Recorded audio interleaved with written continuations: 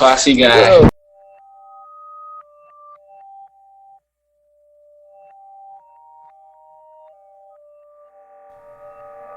Hosting and bandwidth provided by the Blue Box Group. Check them out at bluebox.net.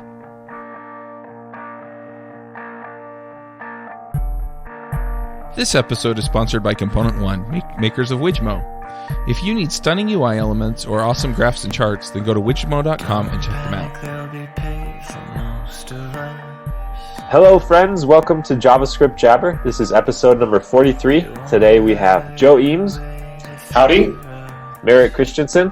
Hey guys. And Christian Johansen. And also me, Jamison Dance. But Christian is the special guest today. Do you want to talk a little bit about yourself? Introduce yourself for those of us that don't know you. Yeah, sure. So first of all, hi. So I'm in Oslo, Norway, up in the cold north.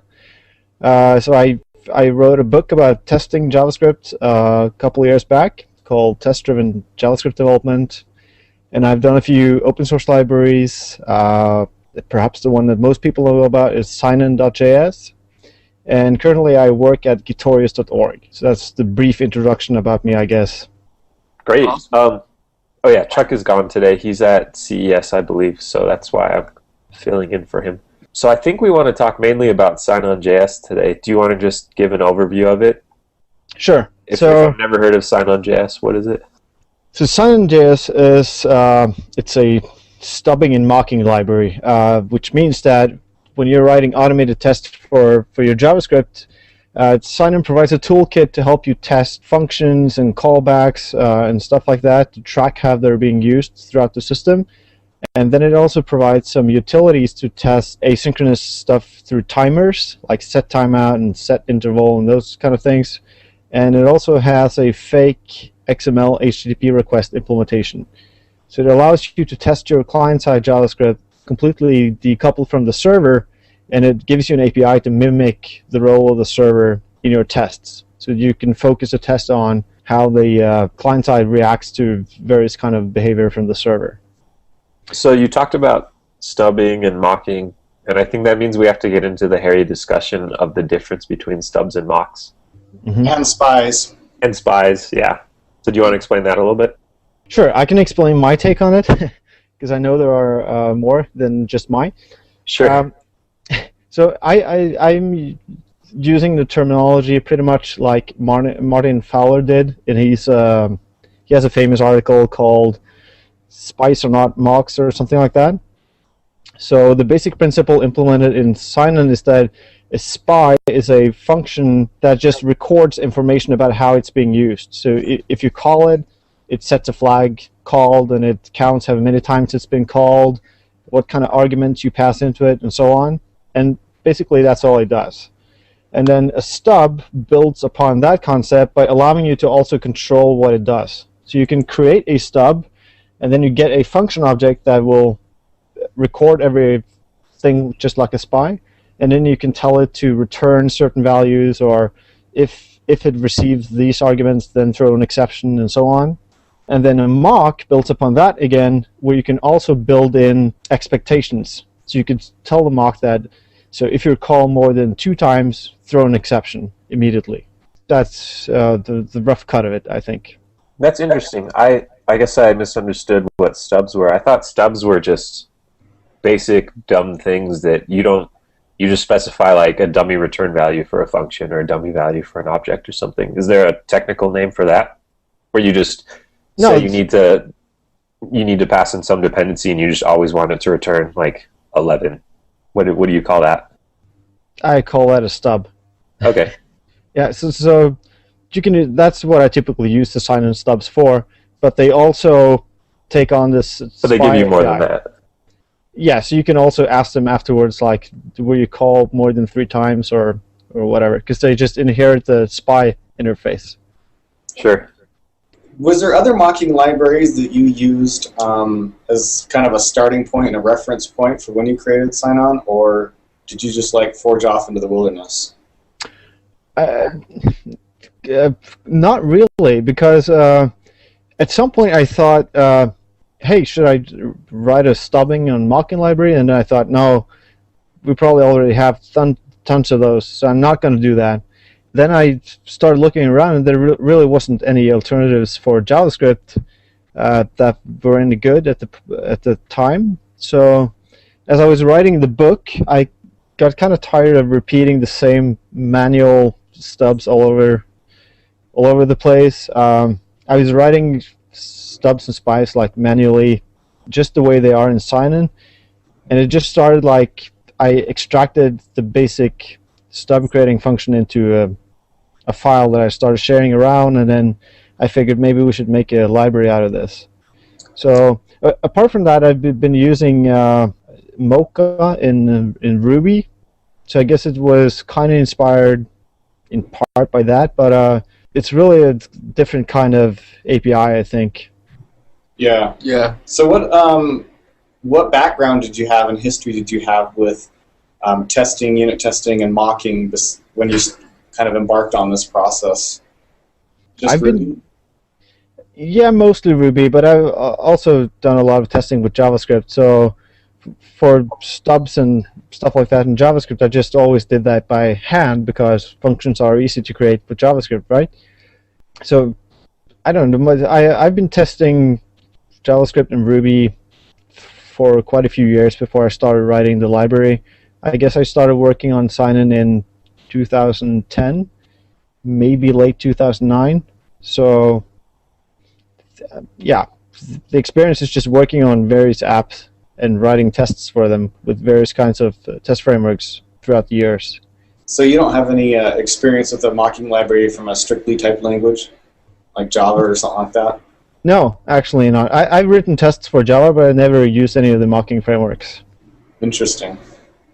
Yeah, there's just this huge disparity between mocking and strictly typed languages and mocking and these loosely typed languages. And I'm not. What do you mean disparity? Like that people don't do it as much, or in the tools? Just in the tools. Obviously, they do it a lot more in strictly typed languages than they do in. Well, I don't know. Ruby is pretty heavily tested, right? But JavaScript, it's like meeting somebody who tests JavaScript is like finding a unicorn. Well, I think too with the strictly typed languages, mocking frameworks have it a little bit easier because they just need to honor an interface, right? Yeah.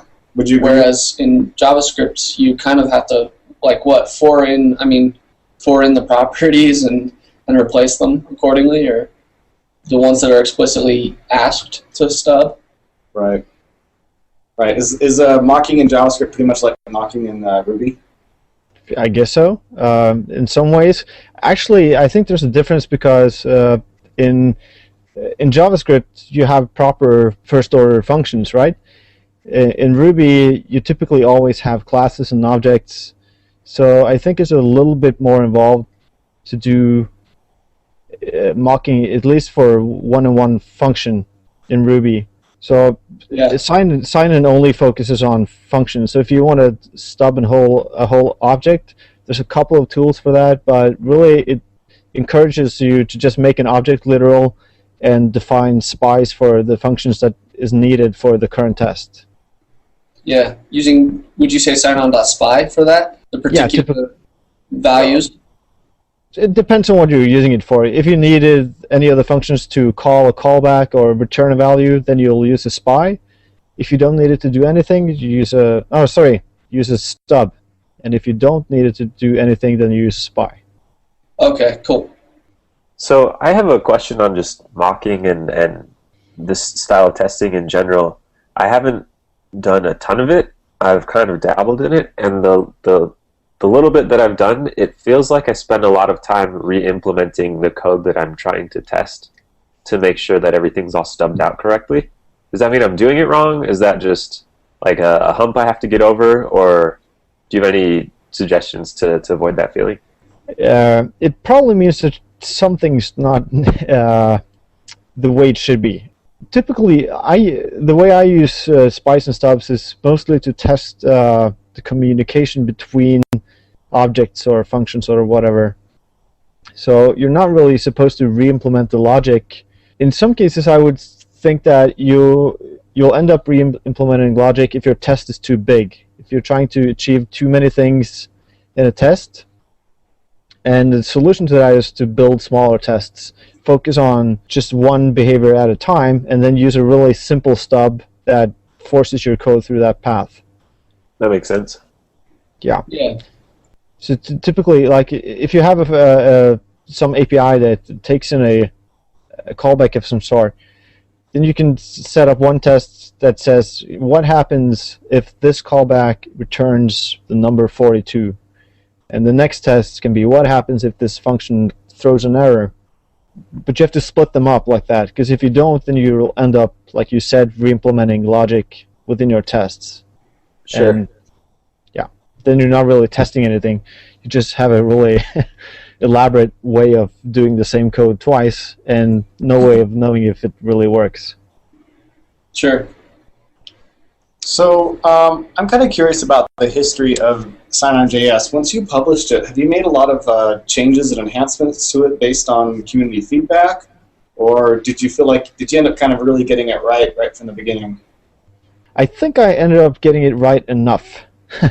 So I released like a pre-release version as I was writing the book, because I wrote the library at the same time I wrote the book.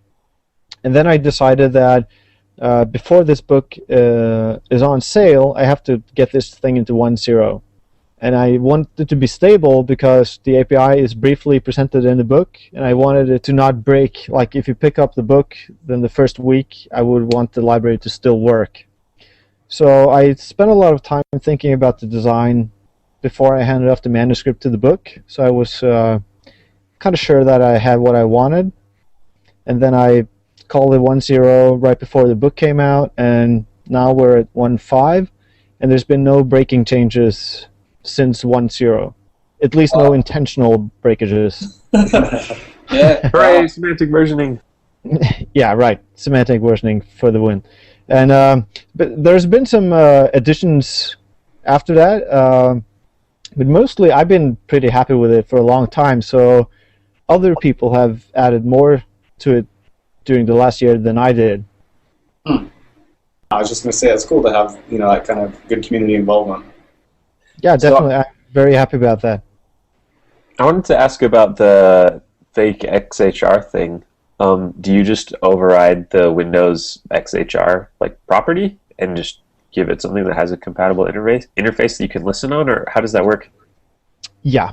So first of all, I implemented the XML HTTP request spec in JavaScript, and then there's a function that takes over the global XML HTTP request object. But that's not enough, because it also has to work in IE. So in IE, in IE, you typically have to also override ActiveX object, and it has a really weird API, because you say ActiveX object and then you pass in a string to specify what API you're using. So that means that I have to override ActiveX object and only override it if the argument is, I don't know, XML, HTTP, or any of the other IDs that signify XHR. So it's a little bit messy, but it works. It works for the most part. It's just a cool idea. Yeah, so That's brilliant. Since you're talking already about mocking XHR, let's talk about mocking the clock. Yeah, sure. So that's an idea that I actually stole from someone else. It was implemented in JS Unit, which is, as far as I know, the first ever JavaScript testing framework. I don't know when they got it, but I discovered it by chance at some point. And I thought, this is a cool idea. I want to steal this. And my initial attempt was to borrow their implementation, but I don't really remember why, but it wasn't really portable. So I ended up writing it over again. But it's the same principle. So I defined 4 functions: set timeout, set interval, and clear timeout, clear interval. And then I have a function to copy those 4 functions into the global namespace and revert them again if you need to restore the actual timers. And that's actually the hardest part.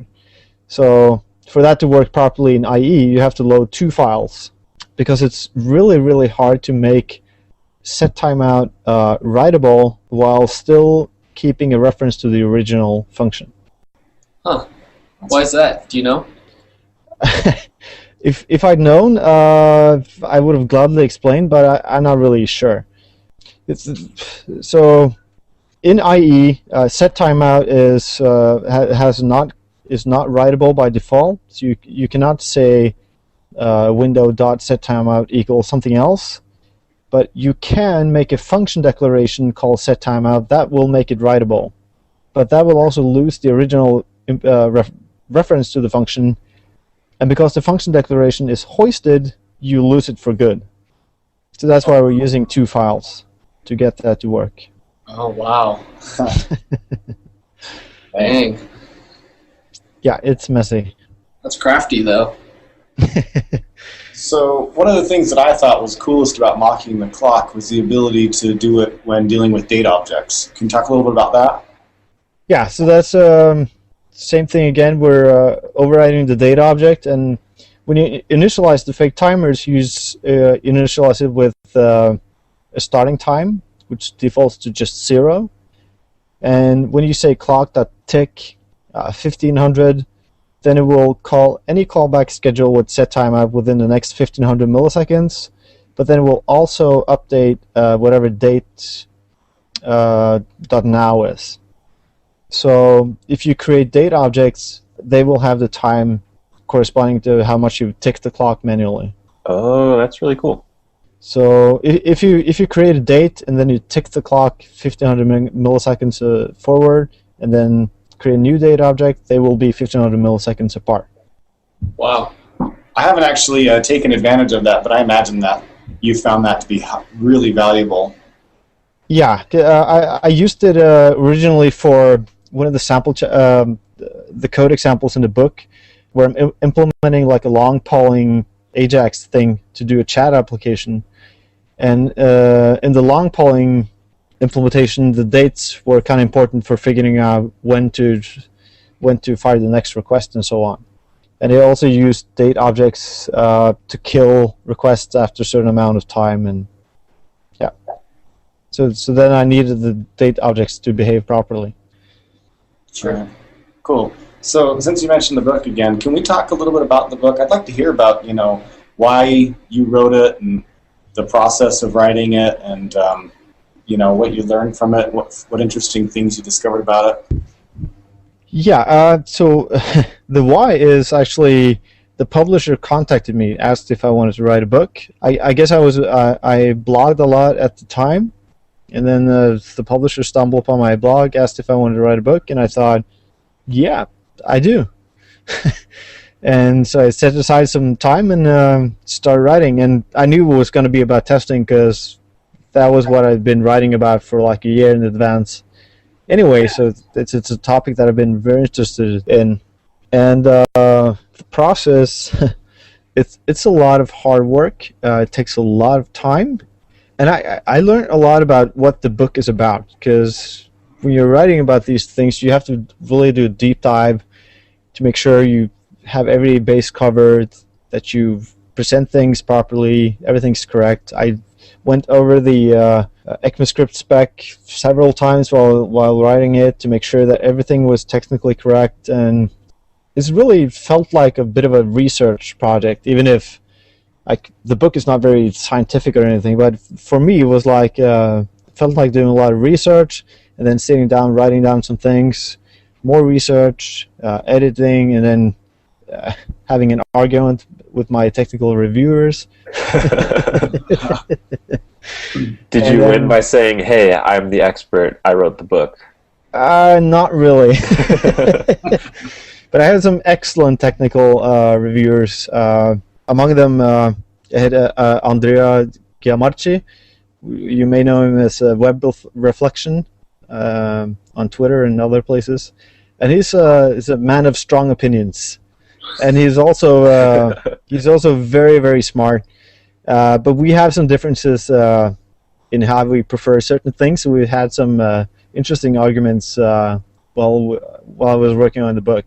But I learned a lot from it, and it was really fun working with him. Awesome. So how long have you been doing test-driven development? I'd say maybe 6 years, something like that. What year are we now? Maybe 7? Yeah, What 6, 7 years. What caused you to get into it? I'd have to say probably Rails. I think. Because I did some testing prior to that, but I think Rails was really pushed me into it the way that I'm doing it now anyway. Yeah. So yeah. So what industry luminaries do you take inspiration from when specifically relating to test-driven development? Well, obviously Kent Beck. I learned a lot from him. Like after Rails kind of got me started, I immediately plunged into a lot of Kent Beck's material that I'd been looking at briefly before, but then I studied it over, and I learned a lot from him. And also, he's done some videos for Pragmatic. What's it called? Pragmatic Bookshelf, or yeah, whatever. Those guys. He did some videos. If you haven't seen them, you really should, because they're really interesting to watch him. You just get to watch him work. And that was just on what? Sorry, that was on the Pragmatic book, the Pragmatic Programmers? Yeah. Okay. He did a series of videos for them, and you get to just watch him sit there and code and think out loud, and he has a really interesting way of thinking about and approaching problems. So I learned a lot from him and from like Bob Martin and Bob, Uncle Bob Martin. Uncle Bob, I mentioned him, but also Michael Feathers. Yeah. So like the good old guys that kickstarted the whole extreme programming thing. Yeah. Sure. So what do you most frequently, I mean, you're obviously using Sinon. I'm wondering what test framework you typically use it with. I'm actually also writing my own test framework. Oh, awesome. Any plans for releasing it? Yeah, so it's called Buster.JS, and I'm doing it with a friend of mine. Oh, that's right. Yeah, I've used Buster, actually. Yeah, okay. Right. So we started this actually over 2 years ago, and we had a lot of plans for it. It was still due, but it's taking a lot more time than we'd planned to get it stable enough. And but I'm using it for the stuff that we do at work, and I have been for quite a while. Right. Before that, I used JS Test Driver, which works by the same model. It allows you to automate tests from the console through browsers, through a server. So you can hook up browsers as slaves to a server, and then you can issue test runs from the command line. Yeah. So you get results from actual browsers, but in the console. Buster also seems to be one of the few that wants to be kind of a full solution. I mean, they have node connectors, AMD, even, AMD, etc. Yeah, like the original idea was that there are tons of half-baked test frameworks for JavaScript, stuff that people did through one weekend or whatever. So we wanted to provide, like, if you will, like the enterprise version or something that's more complete. Sure. Yeah. That's very much the feeling I got when I was using Buster. So are there any other test frameworks that you've used that you like and thought were, pretty cool? I haven't really used that many of them. I've never used Jasmine, which is a tool that I know a lot of people like. I used JS Test Driver, and then I used the prototype testing framework for some time, but I don't think I'd recommend that to anyone now. It's not that it's bad. It was good for its time, but there are better solutions now. So I don't know. I haven't really tested them all a lot. I used YOI test for a little while as well. It's a bit, I don't know. It's not for me, but it's good stuff, I guess. So in terms of Sinon, it seems like that is one area where there's not really any other options. Like, people haven't felt a lot of need. Do you know of any sort of, I don't want to say competitors, but other mocking and stuffing libraries? Because it seems like Sinon is such a... it's funny. There's 1,000 test frameworks, and there's one mocking framework. That's true. Yeah, and they all recommend Sinon. I'm glad to hear that, because that was kind of what I was hoping for when I started. Like, I very worked very hard to make it test framework agnostic, so it should be easy to integrate into test frameworks. And I was kind of hoping that Sinon would be like the engine for other people's stubbing solutions, and that has happened to a certain degree. So I know that the test framework that ships with Kooks do, the UI framework, they have a stub and mock API, which is actually powered by Sinon. So that's really cool. That's the kind of thing that I was hoping that it would be used for. And I know that Jasmine has their own thing built in, but some people still seem to prefer Sinon. I haven't used theirs, so I wouldn't really know. But then the only other one I really know about is something called mockjax. I don't have a lot to say about it because I don't know it very well, but that's one alternative, I guess. I think that it's more geared towards mocking objects, whereas Sinon is very focused on functions. Yeah, and it supports objects as well, in a sense. I mean, objects are just collections of functions, so, I don't think that Sinon does anything to keep you from working with objects. It's just that I don't think it's necessary to have a lot of tools geared towards objects, because it's so easy to just make an object literal and stick Spies in it. Yeah. So in a strictly typed language, the mocking frameworks usually have a fairly significant piece that is for mocking properties, and not just the methods. Whereas Sinon doesn't mock properties at all. Do you have any plans to take advantage of the ES5's property getter setter stuff and provide mocking or stubbing with that? It's fine. I want to say no. We'll see. There's no support for getters or setters at this point, and to be honest, I'm not really that much of a fan, so I'd prefer to not do anything with that for the moment. If someone comes along with a reasonable implementation, I'll look at it, but I don't know. I'm really on the fence with getters and setters. I'm not a huge fan. Gotcha. One of the other things that I thought was really cool about Sinon is the matchers, and I know that that's a really distinct feature. I don't think Jasmine has any concept of matchers. Could you explain a little bit like what matchers are and why you came up with them, and the value of them? First of all, I want to say that I didn't come up with them at all. So the matchers is one of the several features delivered by a guy called Maximilian Antony from Switzerland. He's a great guy, and he's the only other person than me that now has commit access to the main Sinon repository. So he's done several things with Sinon, and that's, I think, his biggest addition to the library. And it's somewhat similar to a concept that we have in the assertions we ship with Buster, that allows you to match objects loosely by various criteria. So for Sinon, that means that you can check that a function was called with some arguments, but you can also enforce some loose constraints. Like, I want it to be called with a string and a function, but you don't have to say the exact string. And also with functions, it's really hard to match it unless you can get access to the exact function that was passed in. So it's just a way of testing the kinds of things that are being passed around without having to specify exactly what they are. Right. And there's also a matcher in there that allows you to partially compare objects. Like, I wanted this object to have these 3 properties, and I don't really care if they have other properties as well.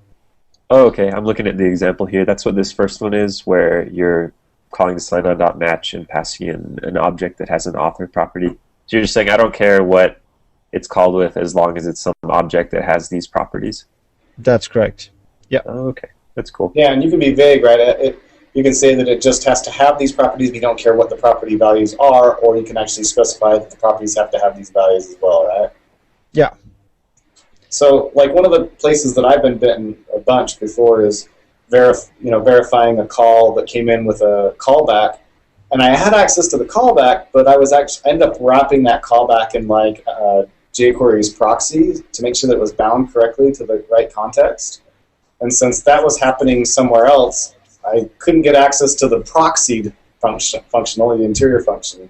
So having the ability to match it just by, hey, it's just got to be a function is just, absolutely huge for me. Yeah, you could do it before too, because you always have access to the arguments. So you could do a type of check, but it's really kind of verbose and ugly. So I really like the matchers because they allow you to be a little bit more descriptive about what you're trying to achieve. Yeah, it reads a lot better, I think. I've got to say the docs are really good. It's a credit to you guys that I feel like almost everything we've asked about we could have just read in the docs. It's still great to have you on here, but they're very complete and clear, and that's a big change from some other JavaScript projects. I think sometimes they don't get documented that well, so they're great. Yeah, thanks. So something that's probably not in the docs, what did you find to be the hardest things to figure out when you were building Sinon? I think that the stuff that I mentioned with overriding set timeout and the other globals while still being able to restore them. So basically IE? Yeah, in short, IE, yeah. Because that it's nowhere near as difficult in the other browsers, so that's definitely been the toughest part to make that right. And also I feel that so over the past year or so, when I have a lot of contributions from other people, it's been other kinds of challenges to keep up and to review stuff properly. We had a couple of, or I did one release where I accidentally broke something. That was kind of a reminder that, hey, you need to pay attention when you're not writing the code yourself. So that's been a bit of a new situation, but it's definitely manageable. So one of the things that I think you implied early on in the podcast was if you're testing an object, let's say that object has two methods, method A and method B, and method A internally calls method B, how do you feel about stubbing out method B just when you're testing method A so that you're not actually testing method B as well? Are you for that or against that? Do you have any reasons why? I think I'd have to say that I'm in principle against that, because I usually never stub out methods on the object that I'm testing. And the reason for that is that if you have a method A that's calling a method B on the same object, and you're stubbing out method B, then really the test is very implementation specific. So the fact that it's calling another function on the same object is really an implementation detail. It's not part of its public API. So I'd say that in a situation like that, if you have a need to do that, maybe that's a signal that your design can be improved somehow. Cool. I like that answer. Definitely one of the things that's been on my mind a lot. How would you say is the state of test-driven development in JavaScript today? I think it's picking up. It's probably still not as great as in, I think that in the Ruby community there's been a lot of focus on testing. I guess that with Node projects it's probably picked up a bit of speed, but I still think that most jQuery plugins and code that people use a lot is still by and large untested. But I haven't measured this recently. This is just my gut feeling, and this is how it's looked every time I've looked. There's a lot of test frameworks. There's a lot more test frameworks than there seem to be people using them. So the people, they write a test framework and then they don't test anymore. They're like, my job here is done. Yeah. That's how they decide if they want to test. And interestingly, there's also a lot of test frameworks that don't have tests. Okay. But I actually teach a course here in Norway. It's a bi-monthly thing, 3 days. I teach people to do TDD with JavaScript. And there's a good amount of people showing up for those courses. I think the interest is there, but people are not finding the time at their day job, I think, to get into it. Because it does take a little bit of time to get comfortable with it, get it into your workflow. So I think people are, scooching it off. It's like any new skill, right? When you first try it, you're going to be slower at it. So I think to some people, they just keep putting it off because it's not worth it at that time to do lots of testing, because it'll make them slower for X amount of days or weeks or whatever to get stuff done now. But hopefully it pays off in the end. I think another problem is, you mentioned Node, and in my experience, it's been a lot easier to test stuff written in Node than things that interact heavily with the browser and with users. And part of that is just tooling. Like, I've just spent a couple days getting our one of our big front-end apps testable just with unit tests and integration tests, and it's a giant pain in the butt. And if I didn't have time dedicated to set aside to do it, then I would never have done it. So I don't know. I hope that situation gets better too. Yeah, I think with Node too, your script loaders are not asynchronous. So that's one of the biggest things that's been easy for me in terms of testing Node, is that when I require a module, I have it. Do you know what I mean? Whereas that's not necessarily the case in browsers. No, but I think that's more of an inconvenience than anything else. It shouldn't really stop you from testing. Agreed. Yeah. Totally true. And also, in terms of testing browser code, I definitely agree that coming back to test browser code after the fact is really, really, really hard, which is why I think that TDD is such a good fit for JavaScript in the browser, because if you're writing tests as you go, then your designs will be completely different. You will automatically have to design your code to avoid browser APIs all the time, right? And I think that the traditional jQuery, cowboy mess needs to die if you want to make testable code. It doesn't really work out to just do jQuery function and then blah, throw up lots of code. It doesn't really take you that far. So if you want to make it testable, you have to make it modular. You have to modularize your code so it's possible to, see some kind of API that you can call from your tests.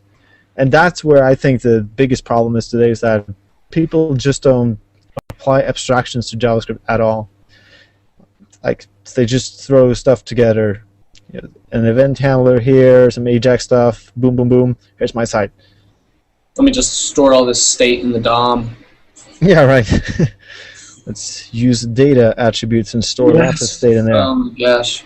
So when you're testing in the browser, your strategies for testing with code that might interact with the DOM, is that to isolate the DOM code into some other classes and have your logic in a class by itself, or do you support DOM testing?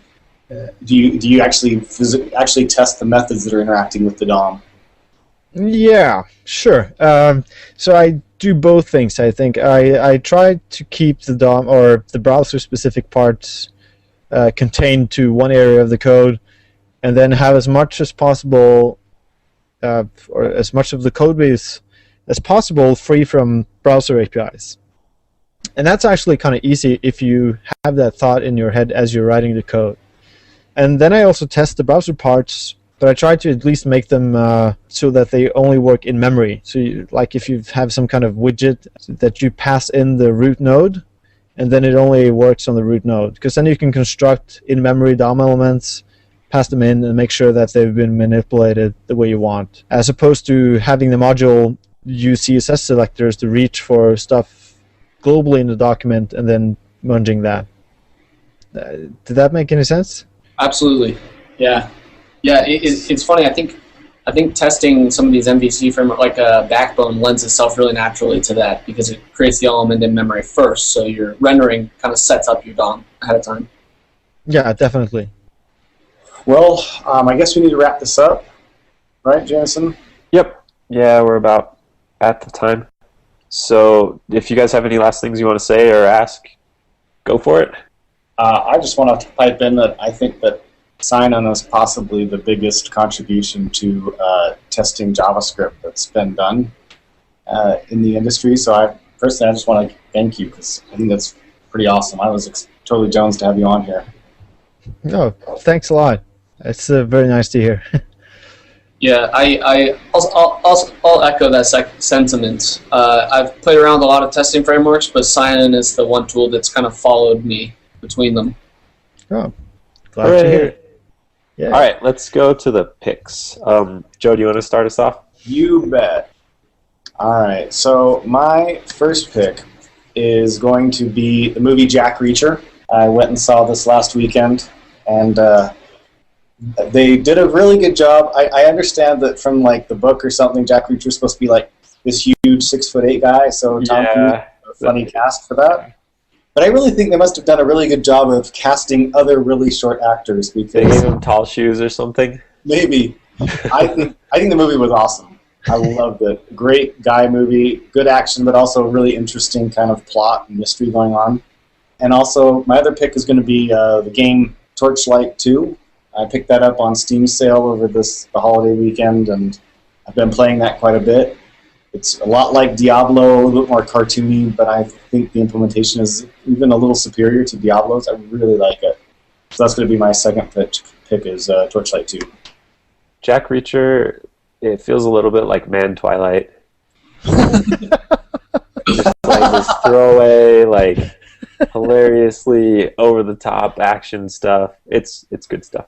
Merrick, do you want to go? That sounded like an insult to me. But well, I mean, Twilight is great if you like it. Jack Reacher, I've read lots of his books, and they're not great literature, but they're really entertaining reads. Really? Anyways, Merrick, do you want to go? Sure. So the first thing is the Effective JavaScript book by Dave Herman. I just finished reading that last night, and it is probably the most enlightening JavaScript book that I've read to date. Second would be Rdio. It's just, I love being able to stream all my music. It's incredible. Sweet. I'll go next. So I have 3 picks. The first one is like 5 years too late, because I guess it's been going on for a while, but it's just the TV show Adventure Time. I've heard a lot about it, but I just never sat down and watched any of it. It's this kid's cartoon. It's kind of like SpongeBob if it wasn't really annoying. Like, it just follows these adventures of these 2 awesome bros, and I don't know. It's really great at being like friendly, happy humor, but still has stuff that's funny to adults. So Adventure Time is awesome. Awesome. My next pick, it's called How to Implement a Paper, and it's just this blog post about implementing some algorithms you find in reading papers. They usually don't give great pseudocode or code at all for their algorithm. They just kind of talk about it and use lots of math, and it can be a little tricky to read the paper and figure out how you actually translate their ideas into code. So this is a good read about how to do that. And then my last pick is this blog post about Vim. I use Vim. It's amazing, and there's always more stuff to learn. And it's just talking about cool stuff you can do with Vim registers. And I learned a few things I'd never heard of. So it's called Advanced Vim Registers. And the links to all this stuff will be in the show notes. So, all right. Christian, you want to give us your picks? Yeah, sure. So my first pick is going to be a site that a friend of mine does. So you mentioned Vim. So we're Emacs users here in the civilized part of the world. Oh, no. I might accidentally delete your voice. In the podcast. So my friend Magnar does a site called emacsrocks.com, and no matter if you use Emacs or not, you should watch his videos. He has like 3 to 5 minute videos showing off some crazy stuff you can do in Emacs, and he has this is really great way of presenting it. It's just good fun to watch. And there's also a blog there where he walks you through his Emacs setup in just really short blog posts. So that's great. That's my first pick. And my second one is a talk. It's a bit old, but maybe not everyone has seen it yet, by Rich Hickey, who is the author of Clojure, the language. It's called Simple Made Easy, and it's a presentation that every programmer should see. It's completely awesome. It talks about simplicity and and how that does not necessarily mean easy. And yeah, it's just a good talk. You should watch it. And my final pick is Lego Lord of the Rings, which is awesome. It's Lego guys and I reenacting the Lord of the Rings movies, and it's just great fun. I So- play it on the Xbox. We bought that game, and it's in the shrink wrap on my mantle, waiting for my son to be good at school enough days in a row that we can unwrap it and play it. Yeah, you have something to look forward to. It's great fun. Tonight could be the night. If he's good at school today, then that's it. I'm going to be playing that tonight. Well, Yeah. maybe if you're good at work, you can open it early or something. Yeah, no, that's not going to happen. Great. Well, Christian, it was great to have you on here. I'm really glad we got to talk about Sinon. I've used it a little bit, but I'll definitely use it more after hearing about it. So this is cool. Oh, Thanks a lot for having me. Next week, we are doing our book club episode. We're going to be talking about Effective JavaScript, the book that pretty much everyone has picked at one point or another for the last few weeks. And we're going to have David Herman, the author, on. So read the book, and we'll talk about it, and it'll be awesome. I have one more pick to throw in at the end, since you reminded me of something. My Pluralsight course on testing JavaScript is going to be coming out in the next month, and there's a pretty big module on Sinon on there, so that should be available around the beginning of February. Yeah, cool. Sweet. All right, anything else? No, that's it. All right, see you guys. Yeah. Yeah, thanks, Christian. Thanks, Christian. Bye.